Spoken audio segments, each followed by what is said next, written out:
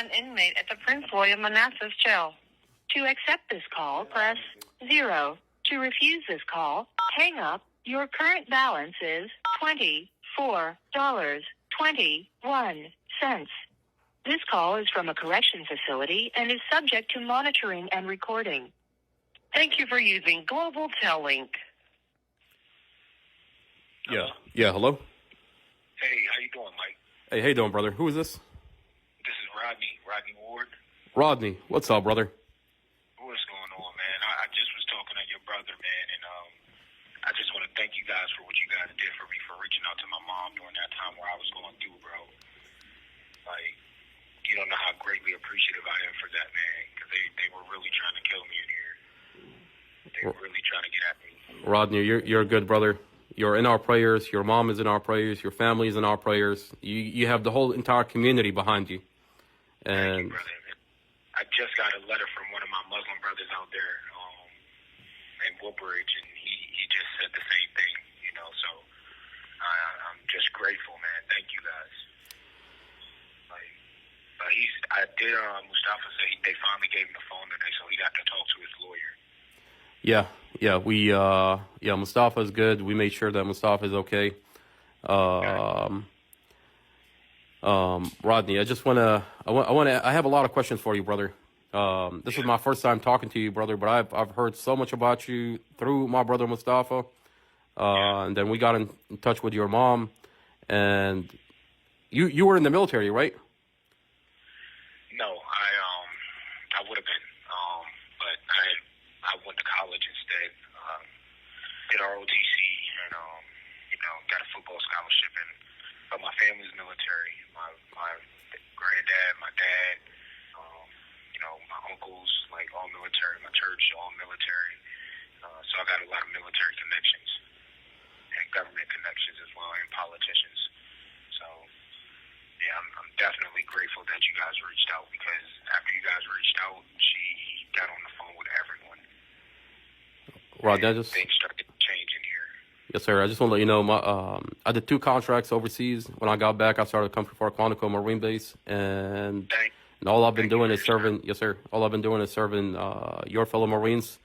My dad served overseas, and sir, I have a lot of respect for you. I have a lot of respect for your family. And I just want to let you know that this community is watching what they've done to you inside that jail, what they're doing to my little brother Mustafa, and what they're doing to a lot of other inmates that are coming that already came forward about these COs that are abusing these inmates. And this community doesn't appreciate. They did it the other night. They did it the other night. I was in cell 10 when I came back from the hospital. They put me in cell 10, and they abused another man because he was using the bathroom. And he had, he wanted some privacy, so he had his towel up on his window, because we have female COs as well. So, of course, he had to take a number 2 and doing that. And one of the COs, one of the corrupt ones, comes over and he says, "Take your towel down." He lets him know, like, "Hey, I'm just using the bathroom. I'll take it down as soon as I'm done." He calls the red team, which is the team that beats people down. And they literally try to break that man's arm. They punch him in the face. They try to break his legs. Like, yeah, it was wild. Like, I'm sitting there like, yo, what is going on? Like, what are y'all doing to this man? Like, all he was doing was using the bathroom. So, like, they're corrupted in here, man. And again, it's... Hey, Rodney, what's the name of those correctional officers? So your brother had all their names. So the ones that he said got me were Sergeant Wright, O'Connor, C, Coleman, and G-Bang was the one not feeding me. Do you know the name of the inmate? I don't know his name. They call him Yayo. What do they call him? Yayo. Yayo. Can you spell that for me? I guess Y-A-Y-O. All right, good to go. And you're in Delta Pod, right? D Pod? Yeah. Do you know what cell number the inmate is in? I was in 10. I think he was in 9. Okay. Do you know what time this incident happened? See, I was halfway asleep too, and then I woke up once I heard him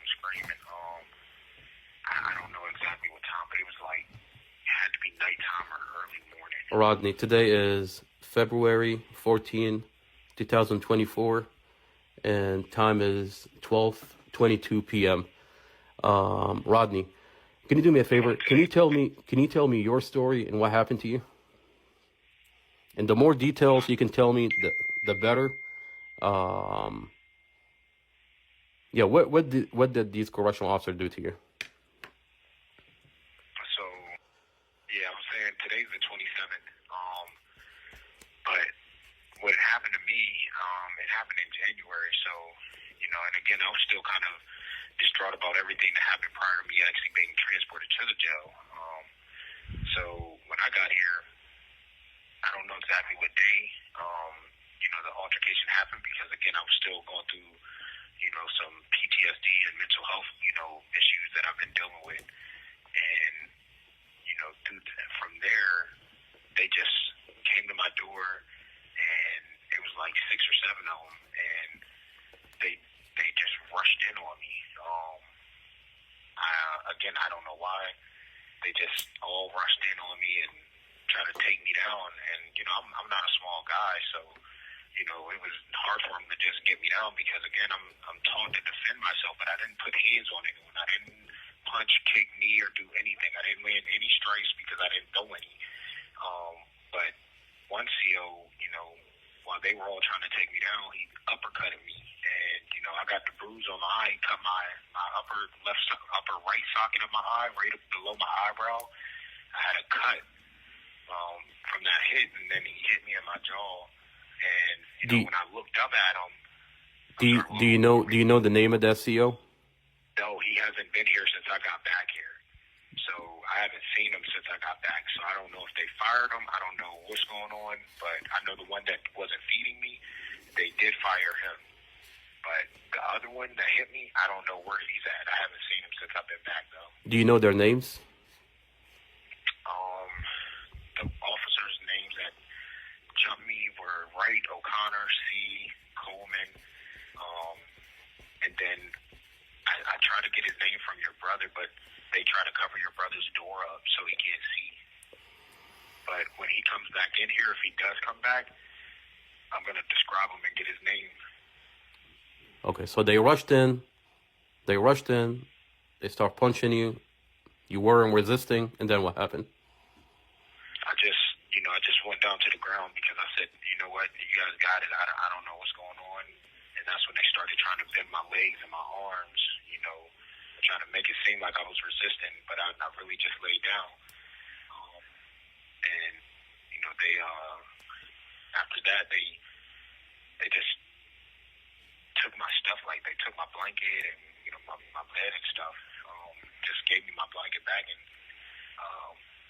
I think the day after that, they did it again, but they didn't hit me. They just came in there, rushed in. When they sent the psychiatrist, the therapist, or the mental health ladies, they sent 2 of them, because again, I wasn't on my medication during the time, so I was still going through a mental health decompensation. So during that time, they sent 2 women and put one on each side of the door, and one would ask me a question, then the other one would ask me a question, then they bounced questions back and forth to try to confuse me and make me seem like I was just going crazy and suicidal. And I'm like, can y'all please stop playing around with me? Because right now I'm not in the best state of mind to sit here and play games with you guys. I'm trying to figure out what's happening right now. And, from that point, they called the COs over again and told them, I don't know what they told them, but they rushed in there again, made me strip down to my boxers. And, from there I kind of, I don't remember what happened, but Mustafa said that's when they stripped me down to my boxers and, they took my blanket and wrapped it around me and put me in the shower and then put me back in my cell.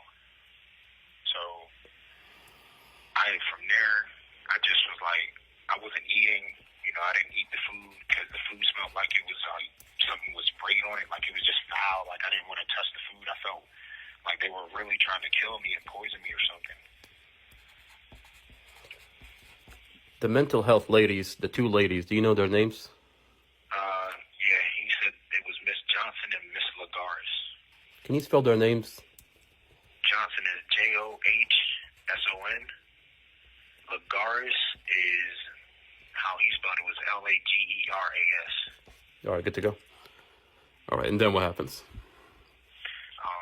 And then after that, that's your brother finally got in contact with you guys, and that's when he let you guys know my name and everything and what was going on. And then you guys reached out to my mom, and that's when my mom got on the phone with the police chief, the senator, the mayor, and the governor, and that's when they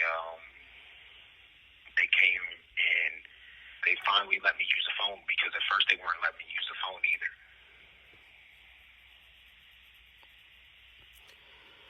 Yeah, the whole entire time we went in front of the court, in front of the jail, and we had the giant megaphone, giant posters with your name on it, and we were protesting, and we were just, we were in front of the jail, but just being vocal about what they're doing to you as it was happening, and we had the whole entire community.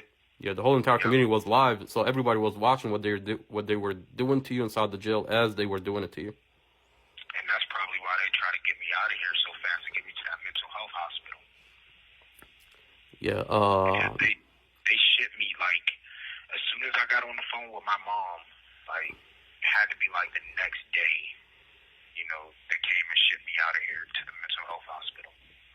Yeah, Correctional Officer Gulan, the shift commander, Gulan, would tell us one thing, and then when we call again, would tell us another thing. 1 minute she tells us you're in there, 1 minute she tells us you're not in there. Why? What's going on with Gulan? And that's the thing, I don't know.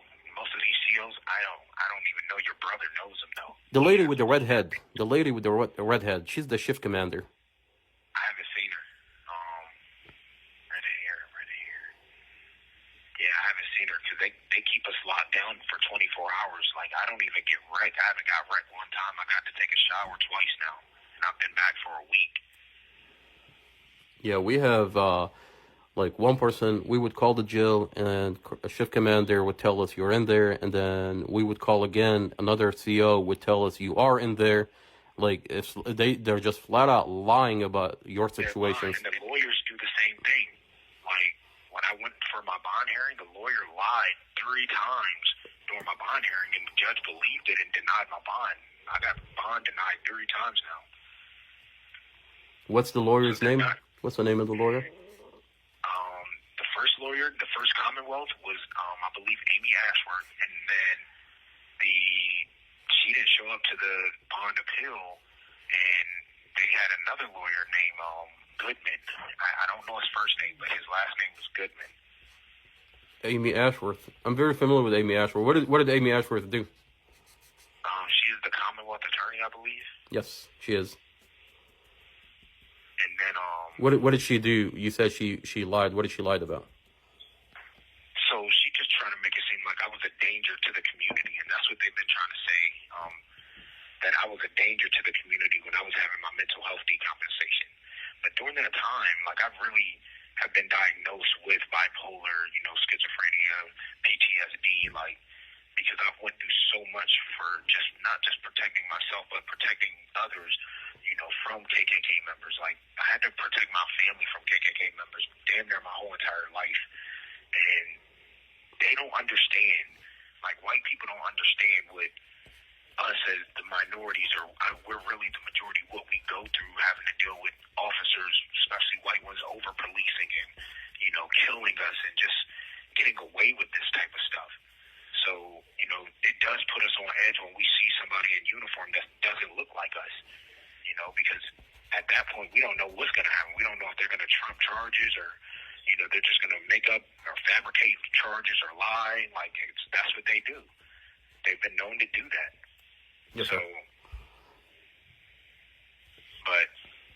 So she basically just made it seem like I was just a violent person, and I was a danger to the whole community. Bro, I had 5 kids. I'm about to send my daughter to college. I have a job. I have a small business, and I have investments. And I really do serve my community. I help the homeless. I do Meals on Wheels. Like, I've really be out there helping the community. So for them to say that I'm a danger to the community, and then they're letting attempted murderers and rapists get out on bond, that makes no sense to me. then what they're doing here is just ridiculous. Yeah, Amy Ashworth has a history. I mean, I can tell you what she's been. She has a brother. The whole entire community is watching what Amy Ashworth is doing to the community. Yeah. She comes out flat out lie about. She's not there to protect the community. Like I promise you, the whole entire community is watching what she's doing. Yeah, good. They need to be watching what's going on, because it's not just her. It's a lot of these lawyers, a lot of the white ones. Like, and I hate to just target them, but I'm not targeting. They've been targeting us, like, and for years. Like, I know they targeted me, because when we reached out for an ECO, like, you know what that is? Yeah. What? Go. Tell me. What is that? So ECO is like an emergency commit order, you know, to commit somebody with mental health issues Yes, sir. to the mental health hospital. Yes, sir. So, you know, my mom reached out. We went up to the Palazzo building. Again, I've been diagnosed, you know, with those, you know, disorders. But when I'm on my medication and, you know, I'm doing what I'm supposed to be doing, which is working, taking care of my family, when I'm around the good community, like, I'm good. It's just when those evil ones come around me, I do get agitated. I do get upset, because I'm like, why are they still allowed to do whatever they want to do? You know, like, I've been through the jail system. I've been through there, and they do whatever they want to do, and nobody says anything to them.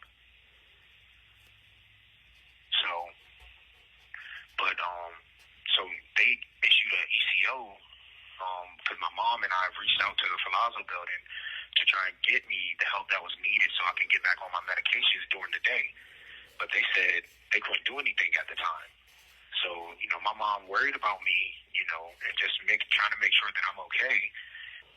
So, Brother, I want to tell you, the whole entire community is watching what they're doing to you, to Mustafa, the other inmates that are coming forward, and the community is tired from this abuse. We entrust that when we have when you're housed inside that jail, you're a pre-trial detainee. You're innocent until proven guilty. You're supposed to be safe. They're supposed to treat you. You're supposed to be safe inside that, and you're not supposed to be subjected to abuse by these correctional officers. And whatever they're doing behind closed doors, they think that the community is not watching, but the community is watching, okay? And it's tired, okay? And these COs are going to be held accountable. I want to ask you specifically about that one incident when you were in the wheelchair. What happened? Were you like what were you like? How were you stripped naked? Why were you in a wheelchair? Like, what happened, and which correctional officer did that? No, that I don't remember, because, again, at that time, I was still going through a mental health decomp. Like, I don't remember which CO put me in the wheelchair, because it was a couple of them. It was at least 5 or 6 of them. But I know that they put me in that wheelchair, and they basically rolled me up out of here to take me to the mental health hospital. But the officer that transported me was Officer Hitt. He did what he was supposed to do, because I was supposed to report to the mental health hospital. He had nothing to do with the beatdown. Yeah. Like, I know that for a fact. Officer Hitt had nothing to do with it. Yeah. So he was just a part of the transport team to get me from this jail and get me into a safer place, because this jail is corrupted. The mental health ladies, why were they messing with you? Like, what's going on with the men? Because I've got multiple inmates that are coming forward, and they're pretty much saying the same exact. They're saying the same exact thing. So your situation is not an isolated situation. So I'm hearing a lot about these mental health. So, like, if you can do me a favor, go into detail about what they've done and what they were doing to you. So again, like, when they came up to the door, they put one on each side of the door. So, you know, our door is just a steel door with a slot that opens, and then like a 6-inch window that's 6-inch wide with, like, you know, it's probably like 18 to 20 feet tall, but it's so small. So they put one mental health person on the left, one mental health person on the right, and they just started bouncing questions. One would ask a question, like, how are you feeling? The other one would then come in and ask a question, like, are you feeling suicidal? Then the other one would ask a question, and I'm like, why are you guys going back and forth? Let me just talk to one of you. Like, don't try to get me, confused by who's trying to help me and who's not trying to help me, because that's the thing. Like, we don't know who's helping us and who's against us. Like, and that's kind of what bothers us and kind of scares us, because some of these people are probably being oppressed too. Like, some of these mental health women are probably being oppressed by the oppressors and being threatened with their lives. Like, we don't know. Did anybody give you medical? Did anybody give you medical? No, After you got I didn't beaten get up? medical. No, I didn't get anything. Like, the thing that they did for me was just transfer me out of here. That's it. And that was Officer him and Officer Moss. Those were the two transfer police officers that got me out of here to Western State Hospital. You said they never gave you medical. No. What kind of injuries did you get from the beating, from the correctional officers? Well, my legs and my hips were sore, my arm was hurting, and then I had the cut over my eye, on my right eye, right by my eyebrow, and then my right chin, from where the guy landed 2 punches on me, was hurt. But, like, it wasn't broken or anything. It was just, like it was hard for me to chew. Why are you back on the D-Pod? D-Pod is that's solitary confinement. Why are you back on D-Pod? I have no clue. So I tried to get my lawyer to push for bond while I was at the hospital, to put a motion for bond while I was at the hospital. And he said it'd be better if I came back, and did my bond hearing in person, which that didn't even turn out to be correct, because they still didn't give me bond. And the reason why he said that is because it was a better chance if I was back here instead of being in a mental health facility, that they would say that I'm not a danger to the community, being that I was in a decompensation state at that time. But, I was medicated. I was, meeting with my treatment team, my therapist, and my psychiatrist. So, like, I was doing good. Like, how good I was doing was the Western State Hospital nurses asked me if I wanted a job up there. Like, I was really helping people in there. I was helping the nurses. I was helping the patients, like, get over their mental health. So they asked me if I could ever come back and just give my testimony. So when they brought me back here, they really just threw me back in the wolves then. And, and it's kind of like, no, I'm not having a decompensation, but I am on my P's and Q's, just trying to figure out, okay, if they try that crap again, like, well, I have to defend myself because I can, but then they might try to hit me with a street charge. So let me. I don't need to be in here. Your brother doesn't either. Exactly. My brother Mustafa, Internal Affairs, already admitted that the police report, investigator Robert Drum falsified Mustafa's statement on the police report, and he falsified the statement on the police report, and that's why Mustafa is in jail. That's Internal Affairs. They hid the dash camera. They never told the community there's a dash camera. That shows the vehicle accident is an accident. That's on dash camera. Right. But they hid the dash camera from the community.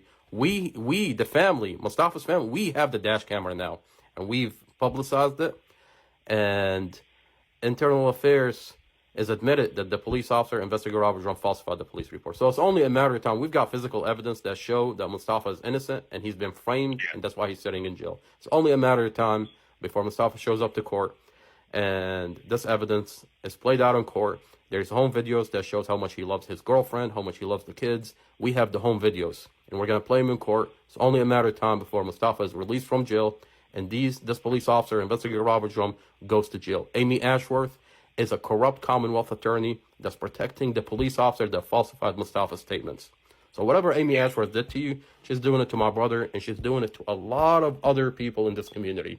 She's corrupt, and is getting exposed. This community is wide awake, and they're watching. What I wanted to ask you, what are they mixing up your why did the correctional officer go in and start beating up on you? Why did you have an episode? Did they mix up your medication? What exactly happened? So they weren't even giving me medication, because remember, so when I got ECO'd, let me tell you how I ended up here first. So when I got ECO'd, all right, I was basically blacked out. Like, they came and picked me up. There was 7 to 10 cops deep, and that's already the wrong process in the first place. Like, because my prior, mental health decompensations have not ended well with just police showing up every time police show up, they get very forceful with me and try to grab me, like thinking that I'm on drugs or something when I don't be on drugs. I don't smoke, I don't drink, I don't do drugs. You know, I really did have mental health detox during those times. So during this time, 7 to 10 officers show up, you know, at the house because the magistrate, my mom took me up to the Palazzo and they said they couldn't do anything. You know, and my daughter was with me too. Like, my community knows that I love my family. You know, my church knows I love my community. Like, I love God. I put the Most High first in everything. So I'm not a threat to the community. Now, when my mom contacted the magistrate, she said, okay, we'll send units out and then they'll bring him up to the Palazzo building and, you know, get him the treatment that they need. These cops show up to the house 7 to 10 deep. And at that time, I'm blacked out. I don't even remember leaving with the cops in handcuffs. First off, I didn't commit a crime, so I shouldn't have been in handcuffs. Secondly, if I'm unconscious and unaware of, you know, what's going on, I don't think I should have left with the cops. But again, I was having a decompensation, so I didn't remember what was going on. So when I leave, you know, and this is what my mom told me, she said, I just left with them, you know, willingly. And they said they were going to take me to the Centera Hospital so I could get diagnosed. Why do I need to get diagnosed for stuff that I already have? That's another step in the process that's mistaken. If we're reaching out 3 days in a row and we're not getting the help that's needed, there's a problem with the process. Like, 'cause she can't just take me, or my wife couldn't just take me up to a mental health hospital and they admit me in there. For some reason, they have to re-diagnose me and then admit me into the hospital, which doesn't make sense. So, again, when I leave with the cops, it's 7 to 10 of them, my mom said, and they're all white. They're all white cops. Again, I don't even remember this because otherwise I wouldn't have left with them because honestly, I just don't trust them. Hey, Rodney, by the way, those Prince William County police officers, they have body cams, and their body cams are going to be FOIA, and we're going to get those body cams. So however they handled you, we're going to see those body cams. We need to, because I was unconscious. Like, I woke up in the hospital handcuffed to the bed. So when I woke up in the hospital handcuffed to the bed, you know, I'm asking the police officer, hey, can you let me know what's going on? They said they couldn't let me know. So that was another mistake in their process, right? Because they only do 1 week of law enforcement training with mental health. They do 1 week of training, that's it. So they don't know how to handle mental health patients. Secondly, I asked them, could I use the cell phone so I can contact my family to make sure that they're okay and they can kind of let me know what's happening? They said I couldn't use the phone. So I asked them a second time. I said, hey, can you just call my family and put it on speakerphone so I can speak with them, please? They said they couldn't. So they denied me my right to use the phone, and they denied me my right to let me know what's going on in those circumstances. They didn't tell me anything. So now I'm getting agitated. I'm fearful, you know, for my life because I don't know where I'm at. Again, when I woke up in the hospital, I didn't know I was at Centera Hospital in Woodbridge, and I live in Woodbridge. That's how, like, far gone mentally I was. I did not remember anything, you know. Yeah. So I don't know if they, like, knocked me out when I got in the car with them or what happened, but I just woke up in there. So, and I didn't know where I was. So when I finally... You have 1 minute remaining. So I told him I had to use the bathroom. Hey, Rodney, you got 1 minute. Can you call back? Yeah, I'll call you right All back. right, good to go. Okay. Thank you for using Global Tellink. Hello, this is a prepaid call from an inmate at the Prince William Manassas Jail. To accept this call, press 0. To refuse this call, hang up or press 1. To prevent call, your current balance is $20.74. This call is from a correction facility and is subject to monitoring and recording. Thank you for using Global Tellink. Rodney, what's up, brother? Yeah, hey, brother. Yes, sir. So, yeah, from there, I just was like, okay. I used the bathroom, and then I came back out, and I asked the officer one more time. I said, hey, can I use the phone, or can you just let me know what's going on? He said, no, Mr. Ward, just go sit on the bed. Yeah. And at that point, you're in the hospital. Yeah, at that point, I'm in the hospital. Yeah. you know, so he has his hand up, like, in my chest, and I'm like, okay, all right, I'm going to ask you one more time to let me know what's going on, because right now I'm not understanding why I'm here, and I don't know what's going on. So I start pacing back and forth, you know, trying to figure out, like, what's happening, like, and again, you know, I don't know what's going on. I don't know if they did something to my family. Like, it's a billion thoughts running through my head, because remember, I was blacked out. Yeah. You know, so I don't know what has happened. So, you know, from there, I asked them for the last time to just let me use the phone, let me leave, or, you know, tell me what's going on. And he wouldn't do it. So, you know, we got into an altercation where I struck him, you know, and I didn't know I struck him that hard. I really, you know, I basically broke the right side of his face. Like I really, like, he's on a liquid diet right now, and they said he has to, like, sleep with his eyes taped closed. Like, I didn't know I hit him that hard, but I really was just in panic mode and fight or flight mode, and, you know, I'm more of a fighter because I felt threatened when I see nothing but white officers around me, and they're not giving me any answers to what's happening. Yeah, I'm listening to you. You're going through a mental health crisis. Yeah, I'm listening Exactly. to you. Yeah. So, and that's when they transferred me to the jail. And then from there, I wasn't able to use the phone my first couple of days. I wasn't eating, you know, and that's when, I think it was like the second or third day, that's when they jumped me. And that's when Mustafa got involved.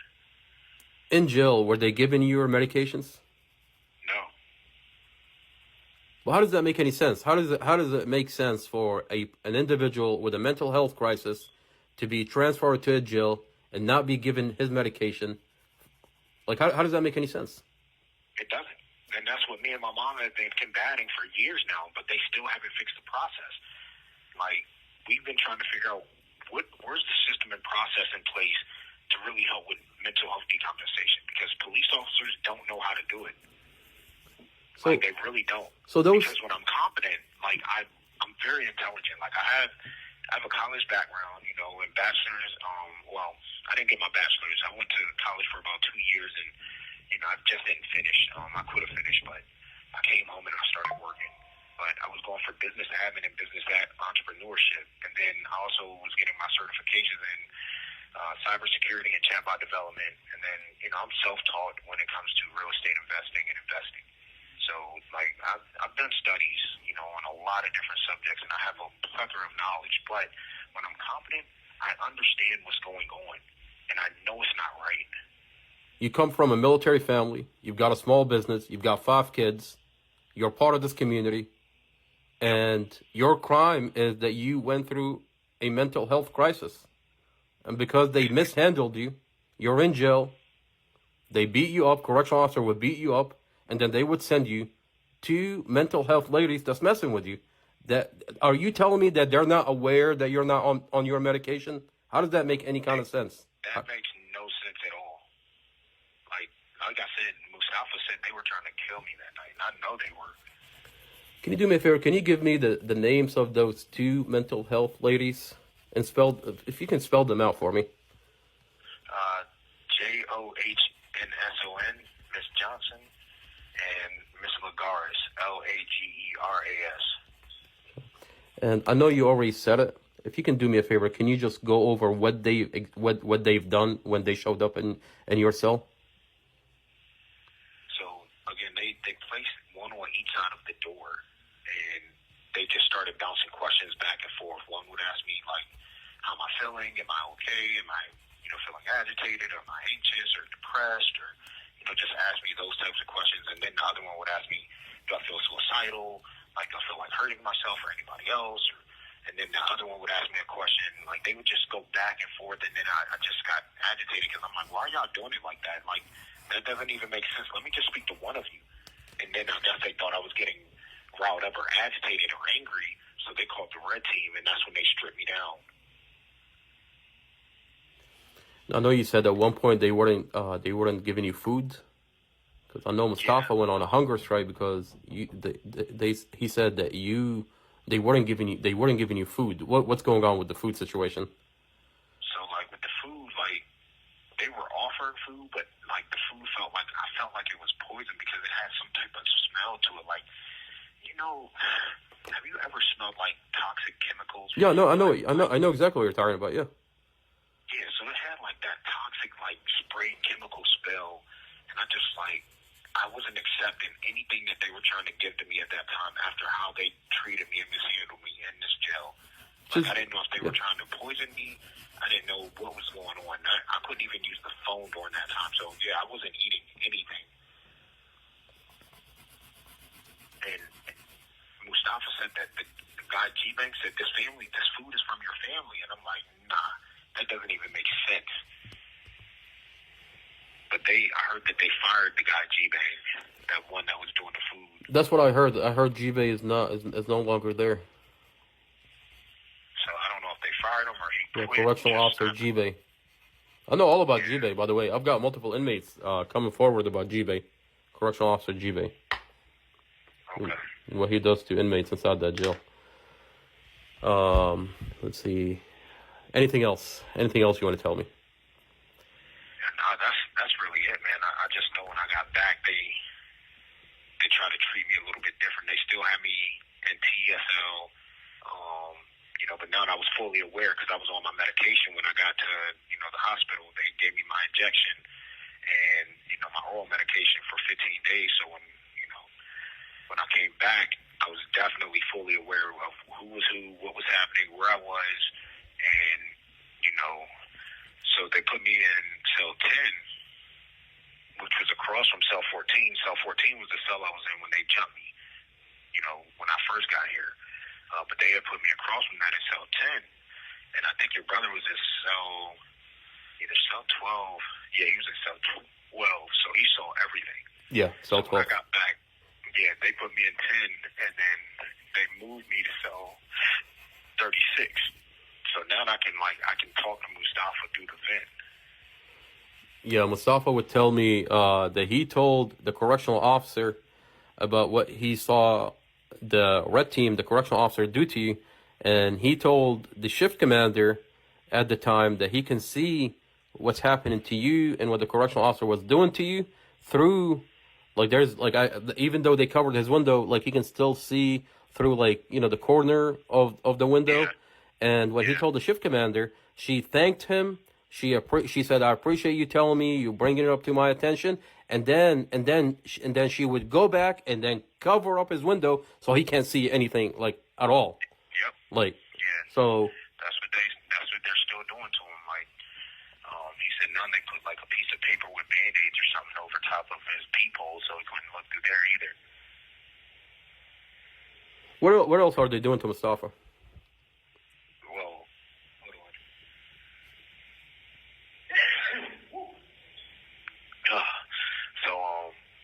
From what I know, from what he's told me, is they have him on DDU, which is definite detention unit, where he can't get he couldn't order commissary. They would take his mattress, in the morning time, so he couldn't lay on a mattress all day long until later on in the evening. But he put into medical, and they said they can't take his mattress anymore. So they couldn't take his mattress anymore after I think he said the 26th. So, since yesterday, he's been able to get his mattress all day long now. But, yeah, they had him on DDU. They wouldn't let him use the phone. I don't know for how long. So he finally got the phone today, and he called his lawyer. Do you know when you're coming out? I don't, because I just went for my appeal, because they denied my bond 3 times. So I went for my first 2 bond hearings. Yeah. They denied it. Then my lawyer put in for an appeal. Yeah. And then they denied it again. So... right now I'm waiting for the NGRI, which is not guilty by reason of insanity during the time, and my competency evaluation. Yeah. Which, my competency at the time, I wasn't competent during the time of the crime, but now she did a 2-part evaluation, and we got to finish on probably this Friday, because I spoke to her on Thursday before my second bond hearing, and it was late, so I only got an hour with her, so I didn't get to finish it up. So she did determine that I was competent to stand trial. Yeah. Because of course I was medicated and I, answered all the questions right. I know how the court systems work. I know, how lawyers work. I know what a bailiff is. All those general questions. And then the second part is the competency during the time of the offense. That part we still have to finish. So once that's finished, I should be, found not guilty by reason of insanity during that time. And I should be up out of here. But the Judge Tracy Hudson and Judge Shay Rogers were the two judges that denied my bond. So again, they just don't they would try to make it seem like I was just a violent criminal, like I'm just the worst of the worst type of person. But so yeah, these people are in cahoots. Like they're in cahoots with Amy Ashworth. They're in cahoots with the lawyers, the public defender office. Like I'm seeing it. Corrupt police. Yep. Yeah, I'm seeing there's a relationship. There's like I'm seeing it with my little brother Mustafa. I'm seeing it with you. I'm seeing it with the other inmates that are coming forward. And this corruption has to stop. This community is watching. It does, man, because people are being abused in here. People are being hurt, and people are being falsely accused of things that they either didn't do or maybe had no control of during that time. So it's a bad situation that I'm in, and it's a very bad situation that your brother's in. Amy Ashworth would let the criminals out, and the people that are innocent, she's prosecuting them. That makes no sense. That makes no sense. So, do you remember, when Trump got in office, they had released a lot of rapists from prisons. Yeah. How and why they did that, I have no clue. Yeah. It just didn't make sense to me why they would do something like that. But innocent people were getting locked up. They think this community is asleep. Brother, this community is wide awake. And they think people are scared. They think people are not going to talk. They're not going to come forward. Brother, when I was overseas, I spent 2 years overseas, and I fought for my First Amendment right to come out. Now that I'm here, I'm protected under my Constitution to come out. Me, my family, the community to come out and peacefully protest. Our First Amendment protects us from coming out and having a voice. Okay, we can come out and peacefully protest. Okay, we're not scared. We're not going to be quiet. We're going to come out and peacefully protest and stand up against this corruption. Yeah, and I'll tell you that you guys are. I'll tell you. That's what it's about. And I know that's what the men that I know and the women that I know that have served this country for real, they walk with integrity. They walk in truth and honor with respect for one another and for the law, in the amendments and Constitution. And they defend that. I have a lot of friends. When I came back from overseas, I started a company for Quantico Marine Base, and I hired military police officers, and I would train these military police officers to have them serve their fellow Marines. I have a lot of friends that are police officers, but I'm not going to sit here. I'm not going to sit here and not say anything about a corrupt police officer, okay? Just because I have friends that are police officers, just because I hired military police, just because I served, that makes absolutely no sense, because it's only going to get worse. It's only going to get worse. I respect the law. I respect police officers, men and women in uniform that are really putting their lives on the line every day because, I study Christianity, but in the Bible it does say, no greater love than for a man or woman to put their life on the line for a friend or family member. There's no greater love than that.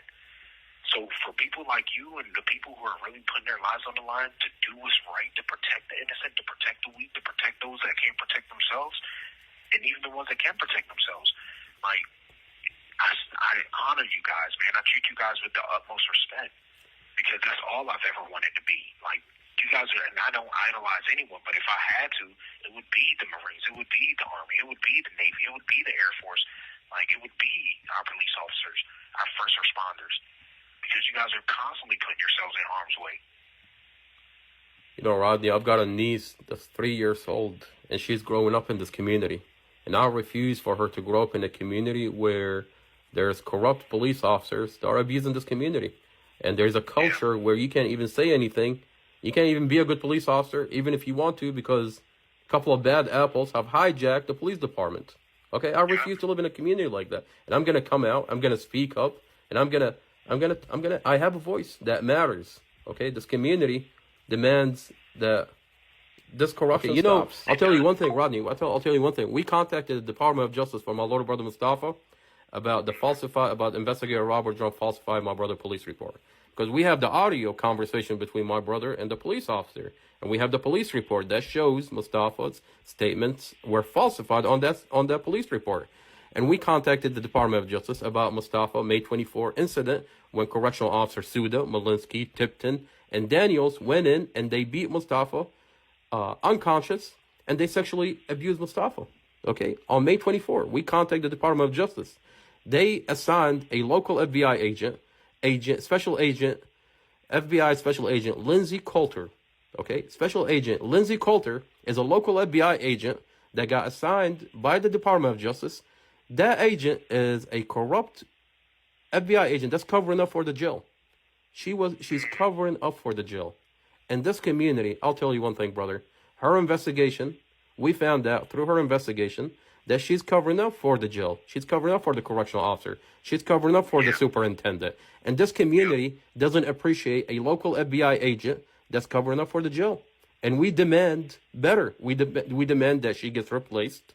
And she is going to get replaced. I promise you. Yeah. And she's going to be held. They all have to. Exactly. You know, because that's what we demand. That's what we want. It's not that we disrespect the law. It's the fact that we want people of valor, men and women of honor, men and women of integrity that are really upholding these rights that we're bound by, you know, through our Constitution. Rodney, we went up to that special agent. We went up to that special agent about your situation and about the other inmates that came forward and about my brother. She threatened us. That special agent Lindsay Coulter threatened us. And she said she's going to stop investigating Mustafa's incident if we supply her with evidence about the other inmates that are coming forward about their abuse. They're similar to Mustafa about your abuse. Okay? That FBI agent threatened us. Okay? Why are we being threatened by a special agent from the FBI? Okay? How corrupt is this agent? Okay? This community demands better. Okay? And I trust that the FBI bureau, that agent has a supervisor. Her supervisor has a supervisor. Someone is patriot enough that cares about this country, that cares about this community, and we demand that this agent is held accountable and is replaced by an agent that actually investigate. The reason, let me tell you, man, the reason that this agent has a badge and a uniform and is in our community is because we got to serve overseas. She has a badge and a uniform, and she's in our community. She got signed by the Department of Justice, and she has a job to do. The minute that we find out that she's not doing her job, we're going to speak up, and we're going to demand that she's held accountable, and a different agent is placed on your case, on Mustafa's case, and the other inmates are coming out of this jail. There's abuse that's happening, okay? And we want this jail held accountable, and they're going to be held accountable by law. They are by law, and then I'm filing a lawsuit. Like, I have to, for what they did to me. Like, seriously. Brother, I suggest Mustafa do the same exact thing. I promise you, we're doing it for him. We're doing it. They think that you don't have a family on the outside. They think that Mustafa doesn't have a family on the outside. They don't think those inmates have a family or a voice on the outside. And a lot of inmates don't have a family on the outside. That's why these correctional officers get away. That's why they try to get away. Yeah. But did you hear about what happened in California? What happened in California? With that correctional facility, it was a correctional facility that got shut down because they had I think it was like over 217. I got you. It was like over 217 deaths that were unaccounted for in the. Yeah. I know about that. Yeah. So like that facility was getting shut down.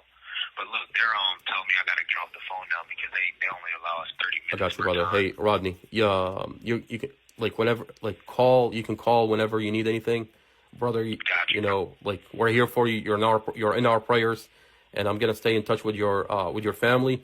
What I want you to do is file a grievance, a grievance within an internal grievance about your situation. The only way they're going to be held accountable, it's a process. You got to file a grievance about have you filed a grievance yet or no? No, I haven't. Like I said, I just got back and I just been trying to get my bearings down. I just got off, just really realize who Mustafa was because someone told me. One of the officers that transported me told me. Yes, sir. So he's the one that hit me to, Mustafa was the one that helped me out of that situation and got in contact with my family. So, yeah. Brother, the Lord is at work. The Lord is at work. Yeah, he really is. And this community is here for you, and they're watching what they're doing to you, to Mustafa, to the other inmates that are being abused. But you have to do your part, and these people have to be held accountable by law. And the only way they're going to be held accountable by law is if you file the grievance, the internal grievance. You have to ask them for a grievance, and you document what's happening, and then send this document to your family. Send it to me. I can walk your family through there. There is a process on the outside. The Department of Justice, you would have to file with the Department of Justice. But I know you don't have a lot of time. But make sure you follow the internal process. I'm gonna get one right now. That's what's up, brother. And you call me whenever you need anything, brother. And we're praying for you. Okay. All right. Thank you. All right. Good to go, sir. Yes, sir. All right, brother. Take care. Yes, sir.